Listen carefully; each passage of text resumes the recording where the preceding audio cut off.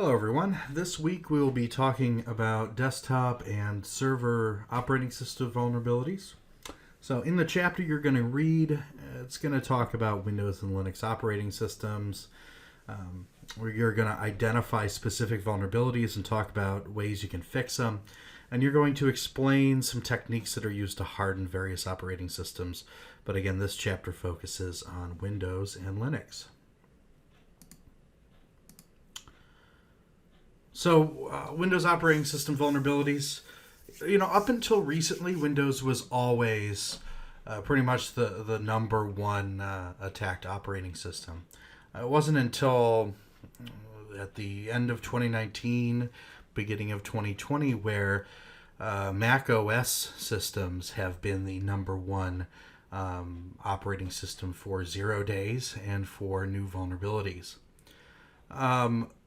In Windows 2000 and earlier,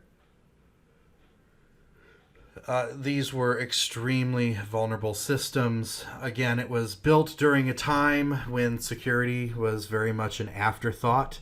If something went wrong, admins were forced to make changes themselves, reconfigure the operating systems, uninstall various applications.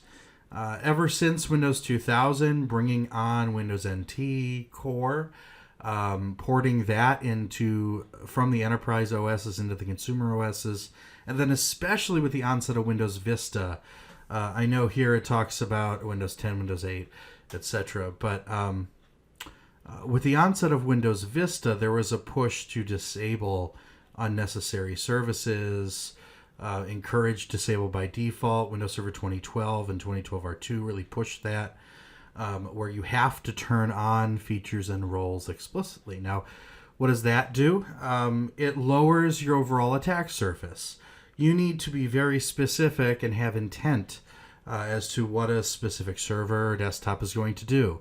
You have to, if you want it to be a web server, you have to enable IIS.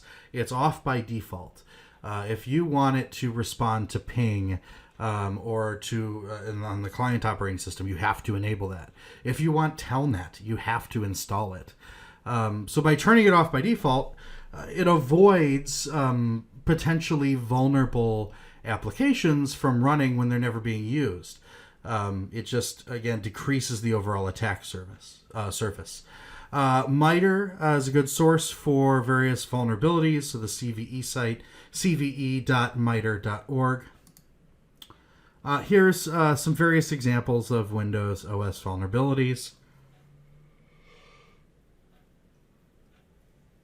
Oftentimes, remote code execution and buffer overflow are going to be the vulnerabilities that are most dangerous and most exploited. RDP has been a fascinating potential attack surface because, again, you can be off network if your firewall isn't configured right. It is a great entry point if you can exploit it.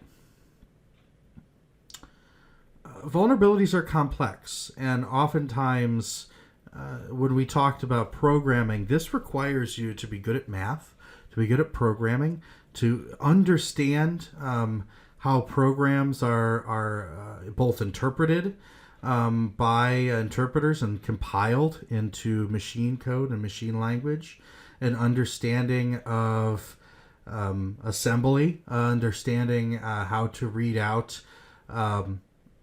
APIs that are essentially black boxes. So you might not be given the code of the operating system, but you're able to do a dump and be able to analyze those dumps. And this is where it's important. If this is an area you want to get into, you need to really dig in and be a good programmer to start. Windows file systems, particularly vulnerable, again, mostly because the file systems are the place where the PE or portable executable files are stored. So if you want to run an executable, oftentimes you need to get it onto the file system. Now, that's not always true. You can get it into memory. You can get it into swap space. We'll talk about buffer overflows, how to get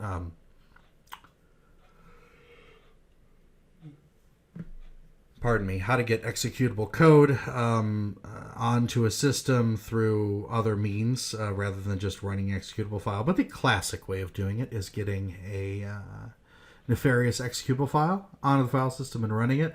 Also, it's a way to get into OS files, replace OS files that are used to boot, and it is the most vital part of any operating system. So FAT, or the File Allocation Table, this was the original file system for Windows. It's supported not only by Windows, but can be read to and read from and wrote to by other operating systems. It's still supported, and it is the standard on most USB drives. Later versions like FAT32 and exFAT, they allowed for larger file and disk sizes. For instance, used to be a 4 gigabyte limit, I believe, on files. And again, this just goes to why? Well, it's the length of integers. So other file systems, newer FAT systems solve those problems. But again, the problem with FAT and why operating systems moved to NTFS was they don't support file access control lists, so ACLs and DACLs. And NTFS, which is implemented later on, solved that problem. And then jumping back to FAT, there's numerous vulnerabilities when FAT-based file systems are running in multi-user environments. So NTFS, new technology file system. It was meant to support larger files, so ending the limitations on large files and directory structures that FAT had built in by design. Support for more disk volumes, and then ACLs. So again, access control lists. It was included in subsequent Windows versions, and it also supports alternate data streams.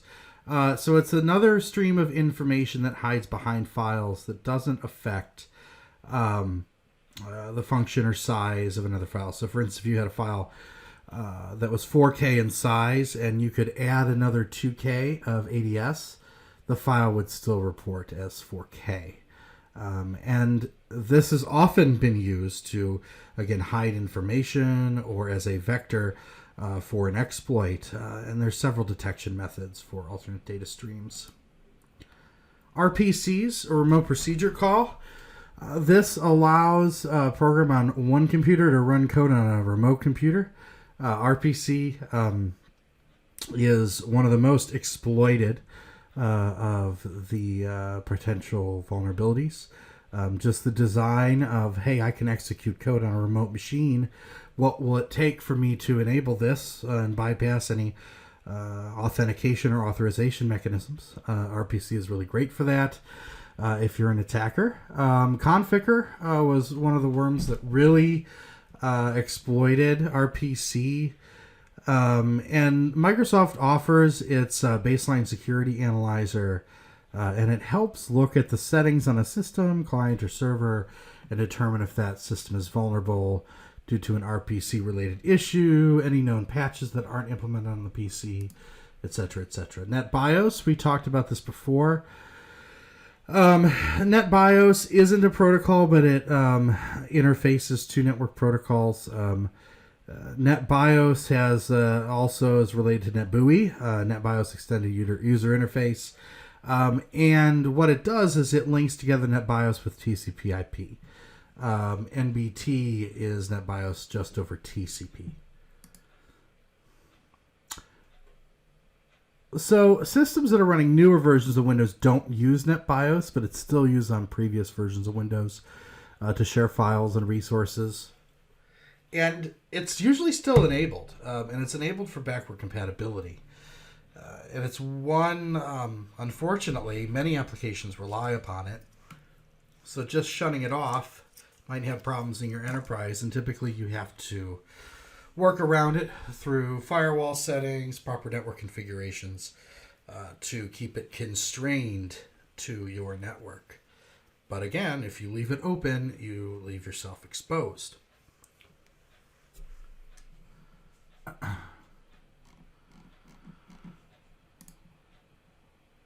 SMB, server message block, also called Samba.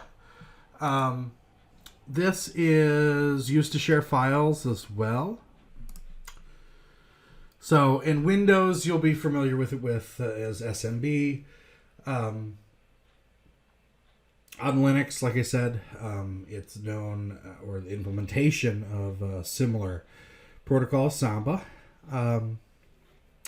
It runs on top of NetBIOS, NetBIOS, TCP/IP, and there's a lot of tools that target server message blocks. So Loftcrack uses a packet capture and SMB relay tool. These tools have been vulnerable for years. Microsoft typically, until recently, until MSRC really kicked in, which is their internal security group, took them a long time to address these issues. SMB2 was introduced in Windows Vista. Bit faster, bit more efficient. Windows 7 as well introduced more efficiencies, more bug fixes into server message block. CIFS, the Common Internet File System. It was a protocol that replaced SMB in Windows 2000 Server and later, but again, SMB is still used for backwards compat. CIFS it's a remote file system protocol, so you can share network resources either within your intranet or over the internet, and it relies on other protocols for service announcements. So it'll notify users what resources are available to them based on their permission level. So how is it improved over SMB? It allows for locking and caching, read ahead, write behind, fault tolerance, but also support for authenticated access, both at the share level and the user level when configured properly on the server. So if you're an attacker, what are you going to do with CIFS? You're going to look for servers designated as domain controllers, so DCs. They're going to handle your authentication for your CIFS shares. And on Windows Server 2003 and 2008, the domain controller uses their global catalog to help locate and apply settings on these resources. We talked about Null Sessions in previous videos. It's an anonymous connection. It allows you to establish a connection. It's right before you authenticate, right before you send that username and password. So you're on the server, but you're not granted any access yet. You're not fully authenticated, but you do have a connection.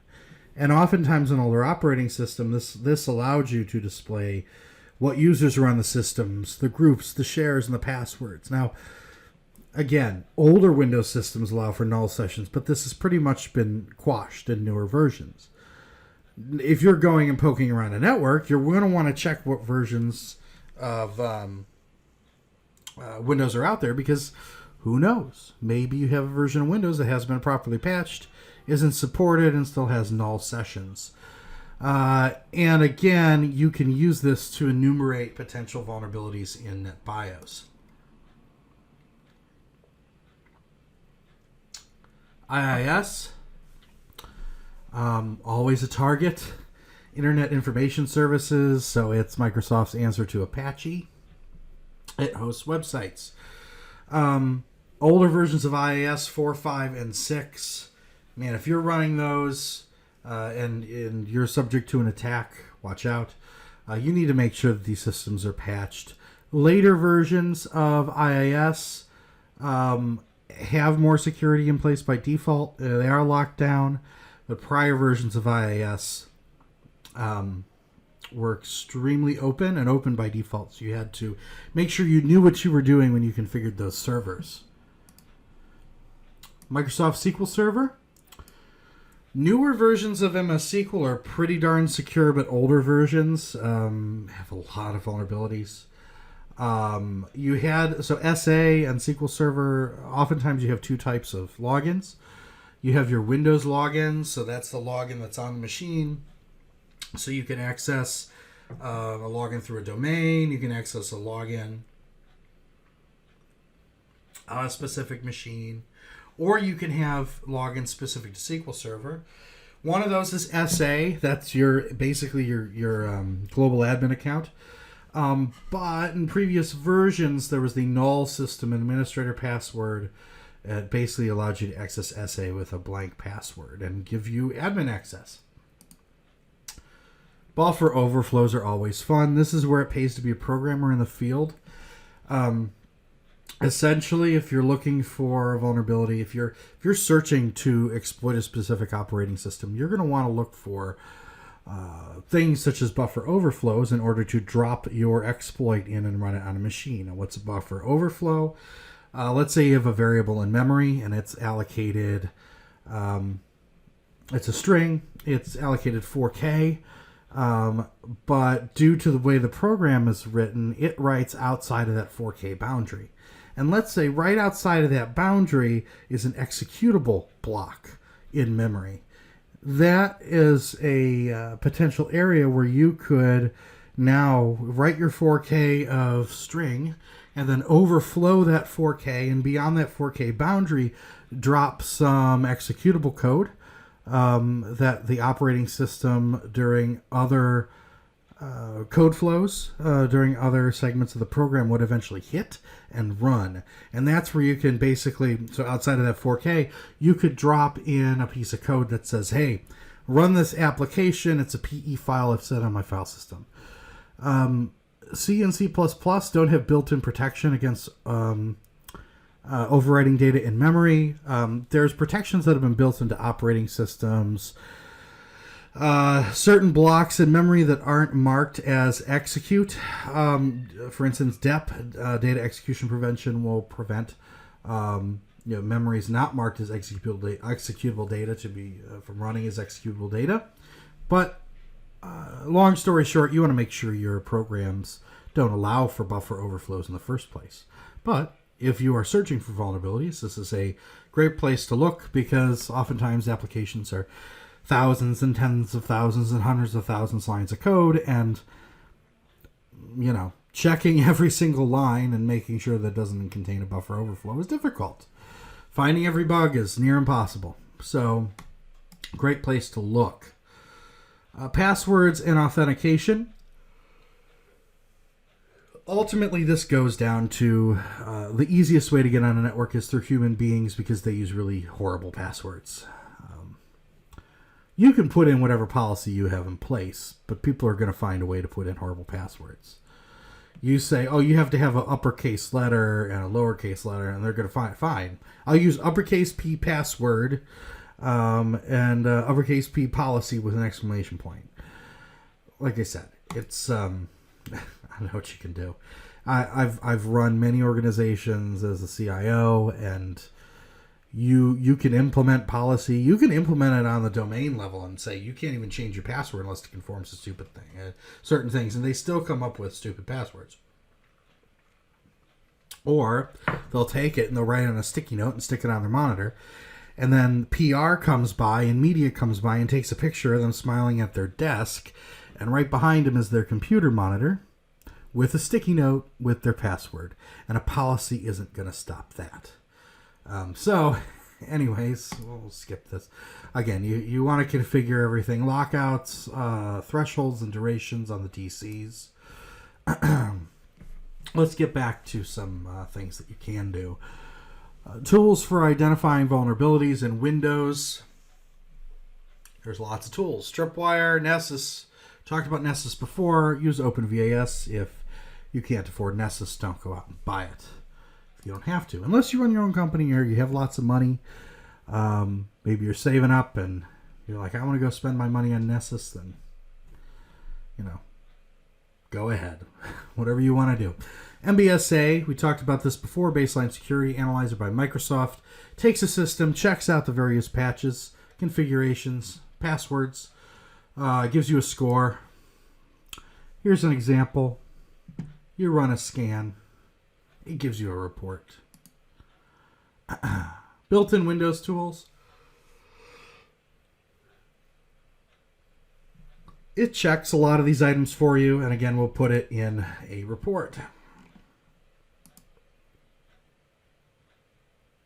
These are the minimum requirements for Baseline Security Analyzer. Here's some more minimum system requirements. You can run it from the command line. Look at that. All right, you're hardening your system. There's two roles that will help you here. One's a pen tester, penetration tester. They will find and report various vulnerabilities. I think that in this definition they're a bit wrong, because a pen tester, through contracts and statements of work, takes this one step further and they attempt to exploit those vulnerabilities. Again, they want to test whether or not you've patched. So sure, they can say it's vulnerable, and then they're going to take it a step further. A security tester will give you recommendations. Both will give you recommendations. I think we're playing with semantics here. They were probably writing pages in the textbook so that they could get paid by the page. Patch your systems. Biggest one here, WSIS, SCCM, which SCCM is great for mid to large size enterprises. They like to change the name every couple years. It was SCOM for a while, and then it was SCCM. I believe that this is actually old now, and they have a new name for it. At least for the old overall umbrella. And then there's also third-party tools. There was a company called Quest. Dell bought them. That did kind of third-party patch management. There's lots of tools to do it. Make sure you have antivirus. Make sure it's updated. Make sure you're logging everything. Make sure you're reviewing the logs. And this is super important. You need to make sure the people reviewing the logs are not in IT. IT should, through their settings, enable logging.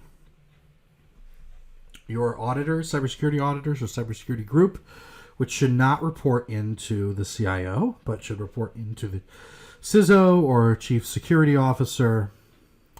They should be reviewing the logs. They should be acting on the logs. If cybersecurity reports into IT, you run into an issue, and I might have talked about this in other videos. It's like your auditor reporting to your CFO. The goal of IT is to speed things up, make things happen. The goal of the cybersecurity team is to slow things down, shut things off, turn it off, stop people from doing things. And we have one of the cybersecurity group reporting into IT. There is a conflict there, a conflict in goals, a conflict in interest. You cannot expect, if the CISO reports to the CIO, that the CIO is taking the report from the CISO with a neutral stance. You need to have those two groups separate. Always disable unnecessary and unused ports. This is obviously all good stuff.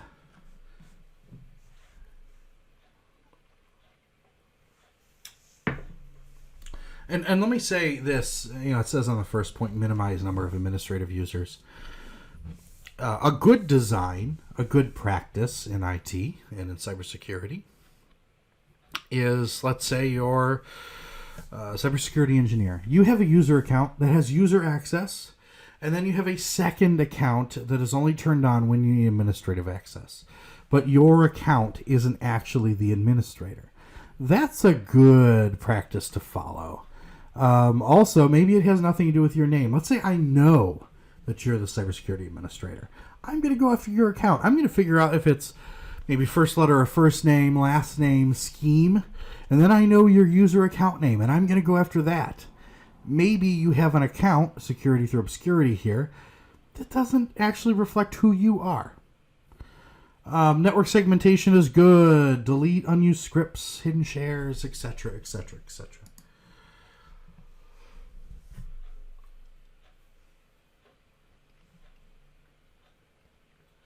I also want to highlight this. Use open source or commercial tools to assess system security. Make sure you know where your tools are coming from.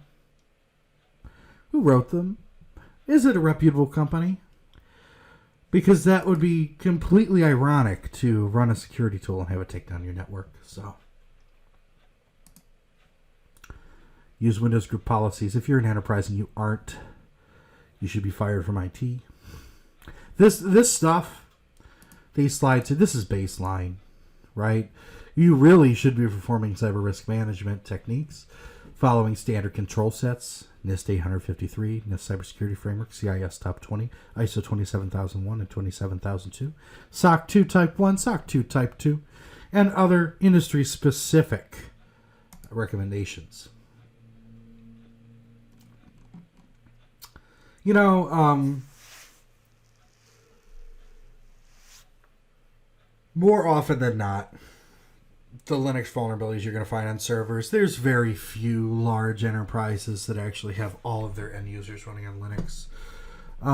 But again, Linux is difficult because sometimes you got to keep all of these various applications patched up, oftentimes manually. A lot of times you need to make sure you have a third-party package manager. And there's so many flavors of Linux. You need to make sure that the various patches are supported by the flavor you've chosen. I talked about Samba before. It was open source implementation of CIFS. If you know SMB, you pretty much know Samba. But essentially, it allows Windows and Unix resources to coexist. Yes, there are also CVEs on Linux vulnerabilities. OpenVAS will help you enumerate issues on Linux as well as Windows. We talked about that before in a previous video. So here's OpenVAS again, and I think we've seen these slides, so I'm just going to skip through them.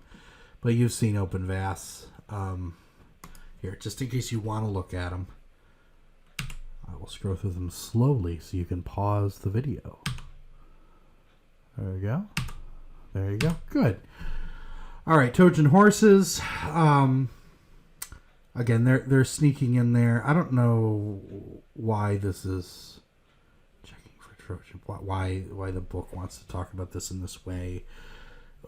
I believe it was in our first or second week we talked about the various types of malware, viruses, Trojans. Trojans are just another one. You have to deal with it just like you would deal with any other piece of malware. They do more than just what's listed here. Yeah, not all Trojans are ransomware. Or most. So anyways, this is an interesting slide. You may have to answer some of these questions on the book exam, but they seem a little wonky and kind of pointless, again, being paid by the page. Rootkits, yes, that's true. Oftentimes, rootkits will be in a Trojan horse style attack. All right, we're finally out of those three worthless slides. Most critical tasks, user awareness training. I would say on this, when we're talking about users, we're talking about IT folks, because the vast majority, in an enterprise environment, the vast majority of these Linux-based devices are going to be run as servers. They're going to be controlled by IT. Make sure IT folks know what they're doing. User awareness training. You should not give information to people on the outside of the company. Yes, because if I'm an attacker, I'm going to use OSINT, open source intelligence gathering, to find any piece of information I can. I'm going to look at your resume. You're going to say, oh, look at me. I'm so great. I'm in the cybersecurity group. Look at all these technologies I use. And I'm going to take your resume and I know exactly what to hit. So don't necessarily give information to outsiders. And again, that could be passive. That could be just you taking a picture of John at his desk. There happens to be a password on a sticky note on his monitor right behind him. That could be you and your resume on LinkedIn. You're providing information that I can use to take your company down. Be suspicious of people when asking questions, when they ask questions of you. Absolutely. Verify. Calling them back now that's not a solution for verification of identity. But okay. Keep current. These vulnerabilities change day to day. That is why they're called 0 days. They get dropped. The community talks about it, comes up with a fix. Patch is issued. Community fixes it. Keep current. On Linux, make sure you're using a secure configuration. Make sure on servers, oftentimes consider the long-term distro. So, for instance, Ubuntu and Debian flavors have an LTS version. Consider those. All right, summary. We talked about Windows. We talked about FAT and ACLs. We talked about ADS and NTFS. RCP, NetBIOS, SMB. Remember the Linux version Samba that allows for talking to CIFS, talking to SMB and SMB2. We talked about Null Sessions, but oftentimes they're no longer an issue. But if you have an older version of Windows, they can be, and you can use it in your penetration test or vulnerability scanning. Microsoft SQL Server, older versions have an all-SA password. Buffer overflow attacks allow you to drop code and have it run where it wasn't intended. Users represent a major security vulnerability. Yes, they're the biggest one. Why bother cracking a network? Why bother cracking a server? Why bother trying to drop an exploit when I can call up your users and have them give me their bank account numbers, their passwords, their children's names, their driver's license number, send me iTunes gift cards. Why bother when it's really that easy? I would say, if, again, this is my opinion, if you want to be an expert at something in cybersecurity, social engineering, way to go. Microsoft Baseline Security Analyzer, they talked about a lot. We talked about Samba, Linux OSs. Again, oftentimes they're on your core servers. Make sure you understand how to patch and manage Linux machines. And there's built-in tools available for configuring Linux, but nothing beats a good understanding of what you're doing in your job, so do that. Have a good week, and have a good spring break.